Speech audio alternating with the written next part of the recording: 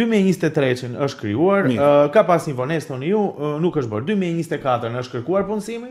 Janë kërkuar punësimet, është kërkuar edhe vazhdimësia e punësimeve të dhëna, e cila ka pas një blokazh në qershor nga qeveria për punësimet që janë realizuar në vitin 2024. Sepse konkursi u hap, u aplikua dhe pastaj u bllokua. Dhe si përfundim. Arsyeja është, domethënë, qeveria e re kur erdhi në pushtet, mori një vendim që të gjitha punësimet që i ka kaluar qeveria e kaluar të ndërpriten.